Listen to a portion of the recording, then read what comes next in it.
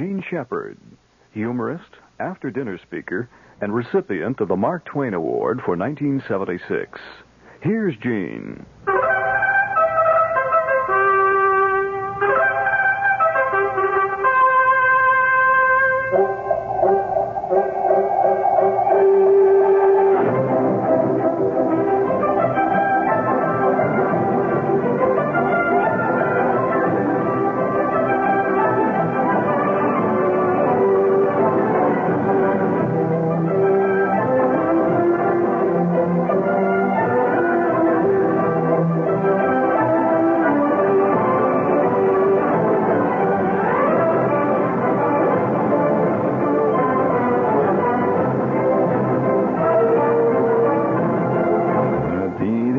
One of the great defects of the American character. We really believe in nice guys. Listen, before we get started here tonight, I really have to salute that poor, sad Englishman. You've probably heard about him in the news today. You know, the Englishman, his name was Jeffrey. All Englishmen are either named Jeffrey or Dennis. No other name in England any longer. And Jeffrey made himself up a batch of ginger beer. Now, I don't know whether you've ever... I don't know why anyone would make ginger beer. It seems to me, right for starters, the first thing you would do would be to avoid ginger beer like the plague. It's not the same as ginger ale. This is ginger beer, so don't confuse the two. The actual import of it has not been discussed. Jeffrey Trevelyan, we will call him, decided to make up a batch of ginger beer. Well, he made the ginger beer, and he capped it, put the bottles there, and everything's fine. And then a couple of days after he made the ginger beer, he decided what he's going to do. He's going to open one of these bottles of ginger beer. Well, he did. He took the bottle opener, and he took the cap off, and that son of a gun blew up like a hand grenade. Blew him across the room. And he got up staggering around. It was the strongest ginger beer he ever in his life. He got up and he staggered around the room. And he thought, using typical English logic, something must be wrong. So at that point, he decides, he tries to open another one. So he says, well, it must have been a bad bottle. So he tries to open the other one, and this one went off and blew a hole in the ceiling. It blew a hole in the floor next to the coffee table. The TV set toppled over sideways. Well, at that point, Jeffrey got a little panicky. And so he figured the only one thing he could do, you see, he had 28 bottles of lethal ginger beer. So he took them down the basement, and he says, I got to get rid of these. So I don't know what made him decide to do it this way, but he decided the only way he could get rid of these babies was by throwing rocks at them from a distance and breaking the bottles. Well, at that point, he threw a rock at one of the bottles, and that son of a gun blew up, blew the furnace out of the basement. Down went the garage doors. 5 minutes later, he's picking himself up from underneath the basement steps. I mean, it was a fantastic explosion. Well, at that point, Jeffrey did the only thing you could do. He called the crack elite bomb disposal squad of the RAF. You've seen them in the movies with James Mason and these guys. Well, they all showed up, wearing their leather suits and helmets and all that stuff. And they drove up with their sirens wailing, and the RAF has special armored cars. They have special bomb disposal cars and all that. They all pulled up in front of the house there. They figured it was a bomb, Well, Jeffrey meets him out in front there by the lawn. He says, it's my ginger beer.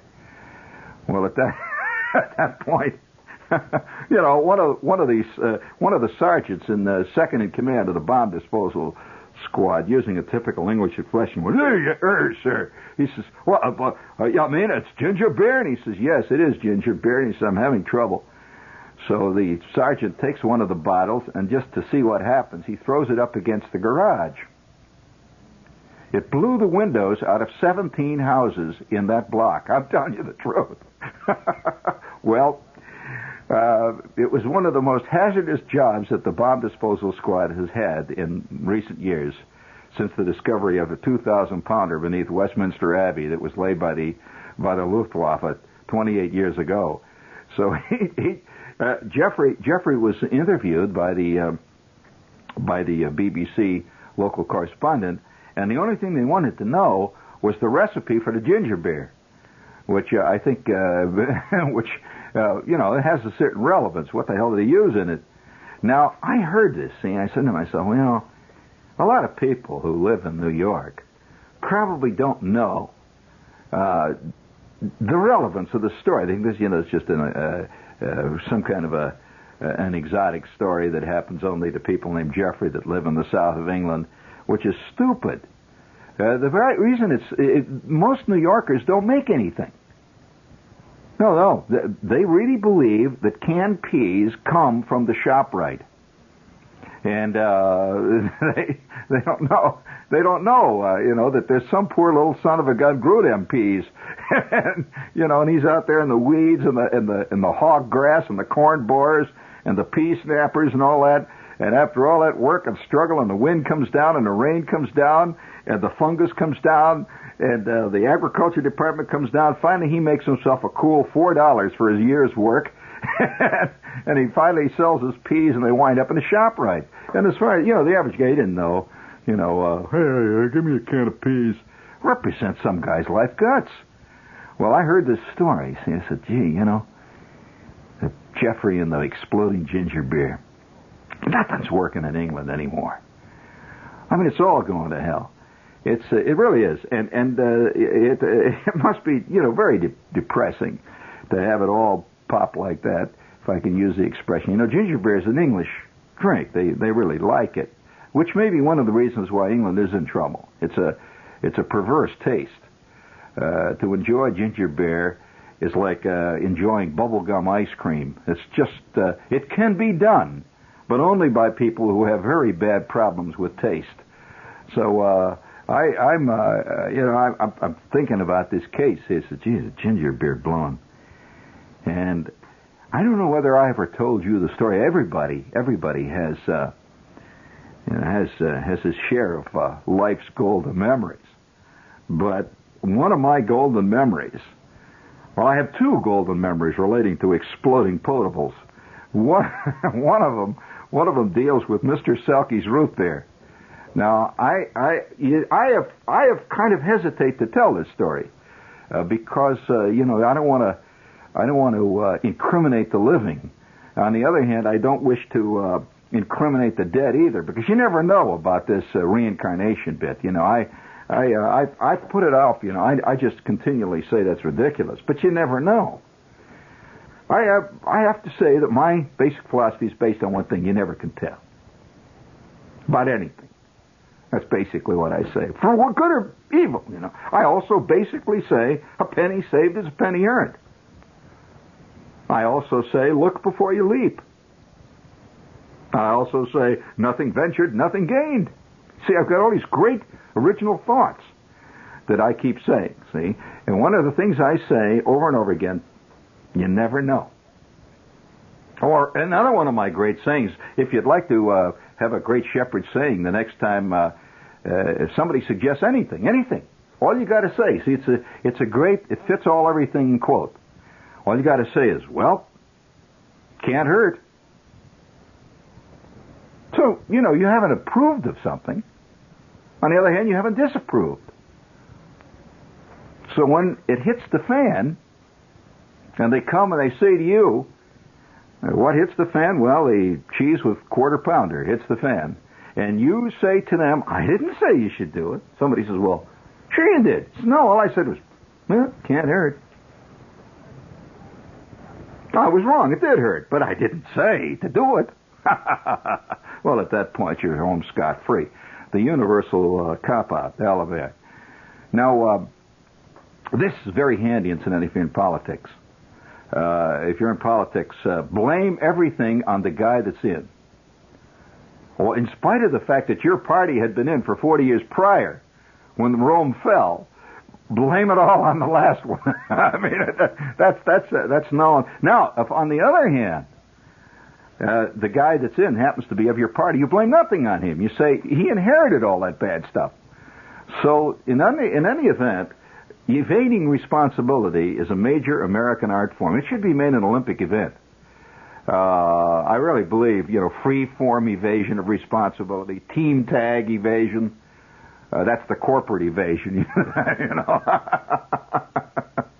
And of course, then you could have individual school figures, where the great evader, you know, in the pink of condition, comes out into the arena and does his own version of evasion right there in front of Howard Cosell and ABC and the whole. Well, yes, philosophical Olympics are no different than a lot of stuff that's going on today anyway.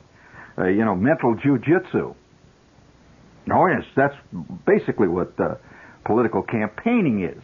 If you can get a lethal chop to your opponent's Adam's apple, and one fell chop, down he goes. Now, it doesn't have to be logical. I mean, in fact, if it's logical, you will confuse the voters. The average person's logic is roughly about that of a chicken. However, you know, I just wonder whether or not any of you get the same curious sense of time warp that I occasionally get. Time warp. Well, what that means is, have you ever watched a television show? See, you got the TV set on for one reason or another. You know, very few television shows any longer are watched because you want to watch TV. I think people watch late movies that come on, like Channel 2 at 4 o'clock in the morning, merely to occupy the last small vestiges of their mind while they contemplate their blasted lives. I mean, for what it's worth.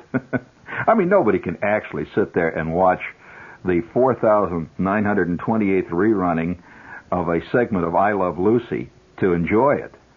No conceivable way. And so I think one of the sad things about people today is their taste is so bad. I mean, it was a bad show in the first place, and it's a bad show now. So it's even worse. But again, you can't argue with people. No, sir, because in this democracy, it is believed firmly by many people that the greatest delicacy available today is a Big Mac. So what are you going to do with that crowd? I mean, and you know what's the saddest thing? The people with intellectual pretensions are the ones whose tastes have gone down the drain. Yes, I'm afraid that's true. And because it's considered in to dig bad taste.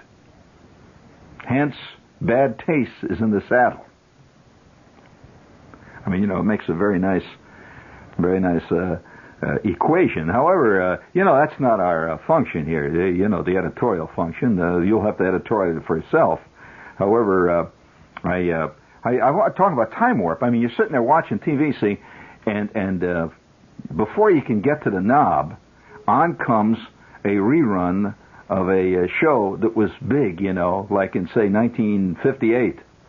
And you hear all them people laughing, you see. Do you ever get the sense that 3/4 of them are already gone to meet their maker? Those insane laughers. Half of the actors are dead. The writer has been chased to Peru because of his alimony payments, and he's been in hiding for 100 years. And here you are watching this ancient, and you hear somebody going, and what's sad, even sadder about it, is that he didn't laugh at that show. You know, the laughter was dubbed in. The chances are, you know, I wonder if a guy who goes to a show, you know, I'm serious, I wonder if a guy who goes to a show, a television show, let's say he gets a ticket, see, to see Dingbat Magoon, the new dynamic Yugoslavian ethnic detective. All right, he gets you know, he goes to this show there, see, and everybody laughs at the gags. Yeah, they hold up the signs and they laugh like hell, see. So then they record the laughter, and 5 minutes later they dub it into a show that this guy can't stand. Not only that, never saw it before, and other people recognize his laugh. They say, Charlie, what are you doing there, laughing at that chowderhead show? Can he sue people for misusing his laugh? Well, how do you say yes? What do you know about that? Get out of here.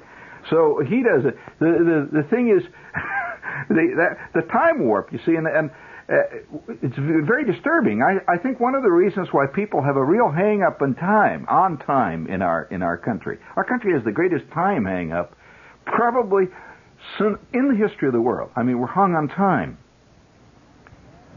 Well, we are very much hung on time. Time of all types. For example, it's only in America that every 18 seconds all the radio stations give you the time to the exact second. Only in America. You can listen to Paris radio for 100 years and they never mention what century it is. And we have got a hang-up on two things in this country that just don't stop: time and weather. No, not traffic. Listen, no, that's not true. You can drive around the country and you can hear no traffic reports in millions of cities. But time, forget it. Time. Some guy's living in a farm out in Ogden, Utah, where nothing's changed for 400 years. But his radio's telling him what time it is to the second. The second. And he feels better for it. Which makes it even funnier. Now, on the other hand, we're both fascinated by time. We got to hear it. See, we got to know what time it is all the time, and we got to know. On the other hand, we're the most fearful of time of any people that have ever existed. Oh yes, very fearful of time.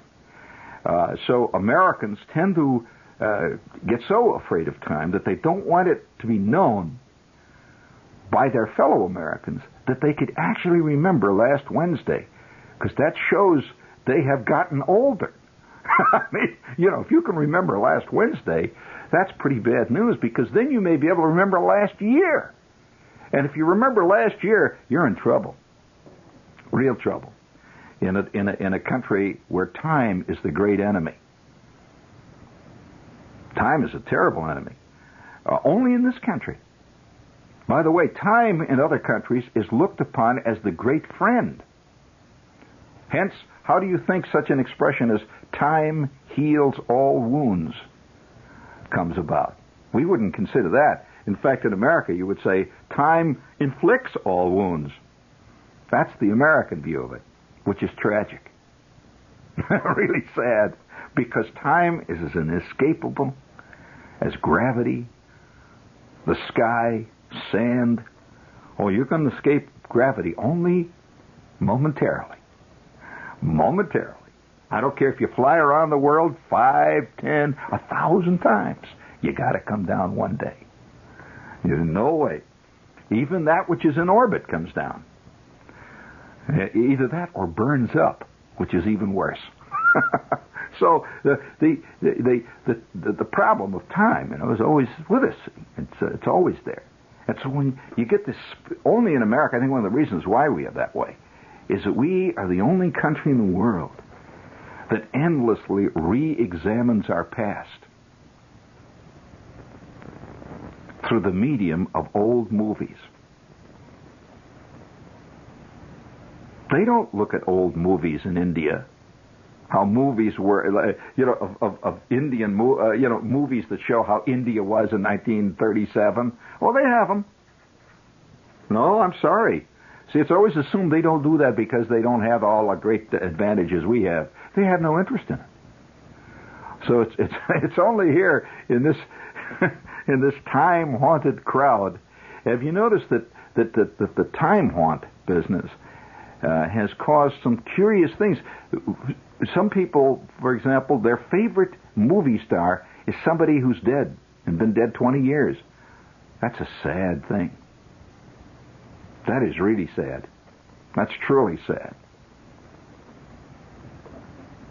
I mean, you know what this can lead to? What they call the Egyptian complex. Until ultimately, yes, ultimately the Egyptians in the early dynasties became so afraid of time and death that they became haunted by it, and then ultimately that's all they thought about.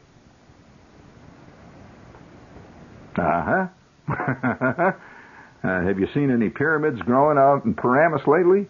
Well, you will. Just keep. Oh yes, you will. What do you think the World Trade Center is? It's a totally impractical building. It's a great pyramid, and yes, pyramids were considered practical during the Egyptian days. Very practical. Or did you think they just built them because they didn't have anything to do? No, no. A pyramid was considered a very practical thing to build in the days when it was being built. And I think that many of our things that we're building are in the same, because it seems very practical to us to build a 12 million story building.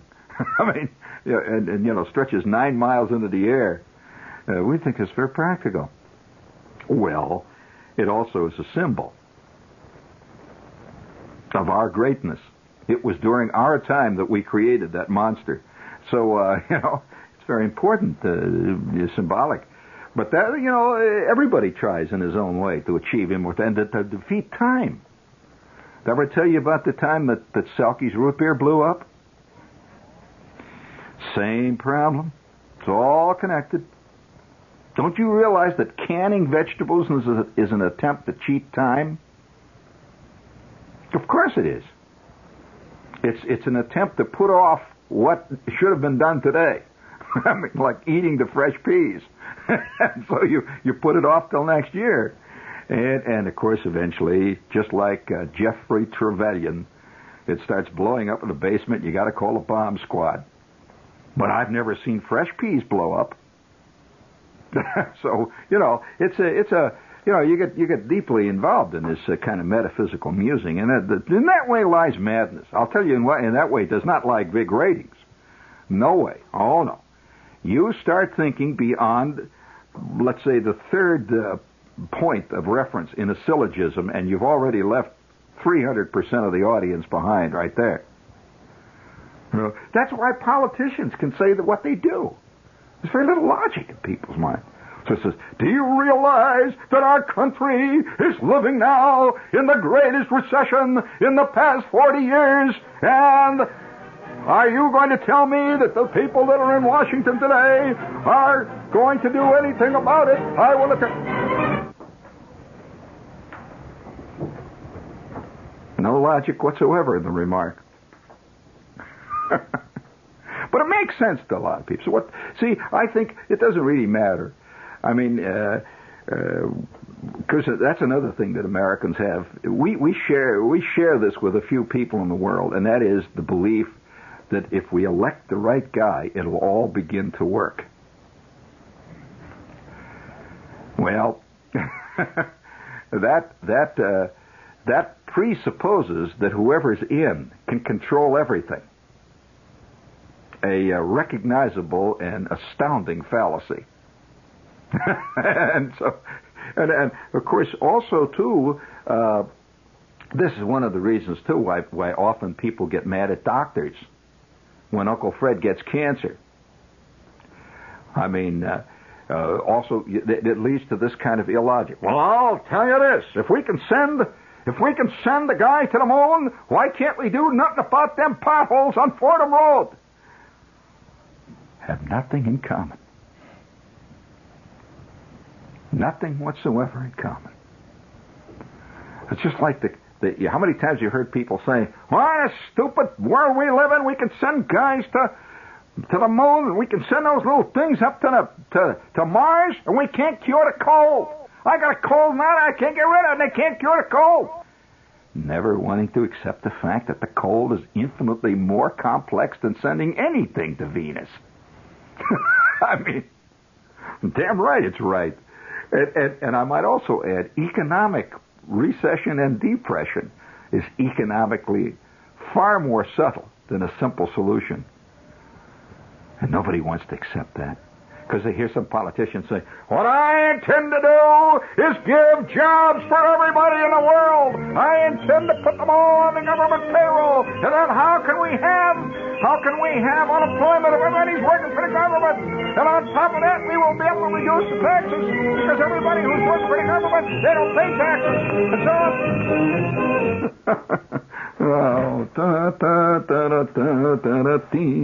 Of course, that completely ignores the Arabs and the oil embargo and all the rest of it. Well, of course, my Aunt Clara had the same problem. In fact, I'll tell you, this was one of the great scandals in our family, an under-the-cover, non-spoken scandal. Well, everybody has an aunt, or at least everybody out in the area that I come from has an aunt. Here they have aunts. Now, everybody has an aunt of one type or another who cans. Now, not here in this area. No, not in this area. They don't do anything in this area. So anything that we tell you about life does not bear any relevance to anything that is done in the New York City area, where almost everything is vicarious.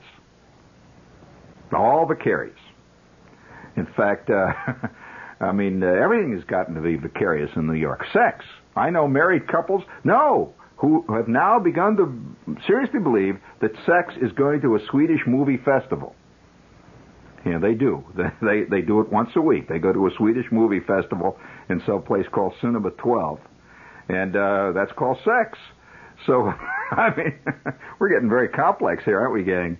So the vicariousness of life here is now considered it's the way it should be. The life should be vicarious because if it's real, it can cause a lot of problems, cold sores, all kinds of problems. So we don't want that. So my Aunt Clara, nevertheless, she now, by the way, lived in Chicago. She was not a farm lady. She lived in Chicago. Now, Chicago is hardly Tompkins Corners. Chicago is a very large place, and they have, buildings where people live over other people, and they have upstairs and downstairs neighbors, and they have fist fights in the street, and guys that steal cars, and they have riots and all that jazz. Well, my Aunt Clara suddenly got the idea that she wanted to can beets. Beets. She likes beets. She does not like bagels. You do. Now, she likes beets. So, nevertheless, she went out and she got herself a bushel basket full of beets. Now, not many people have bought a bushel basket of beets in their life. And so she did. She bought these beets.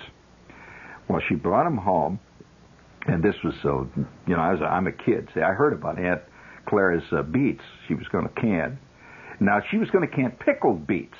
It's very different than just canning plain beets. You put little pieces of onion in them and cloves and stuff and all that stuff and vinegar. And so she was cooking up these beets in a great big tub, like a wash tub. She's cooking the beets. And my mother, who was at that time, a mother type, they all went over to help Aunt Clara can the beets. Well, I might say this eventually caused one of the great rifts in the family. All families break up eventually over very small things that appear small on the surface, but ultimately can rend asunder lifetimes, ages, and generations. Yes, because my Aunt Clara made the beets. Well, now, she just didn't make beets. She made one bushel basket of beets, and she found she liked making beets. At which point, she went down and got another bushel basket full of beets. She enjoyed making beets. It's like people who enjoy knitting. Eventually, they inundate the world with rotten-looking scarves, which no one wears, and it gets very embarrassing to get a scarf from somebody who's knitted it yourself. You can't throw it away, but then you can't wear it. Not if you're a human being.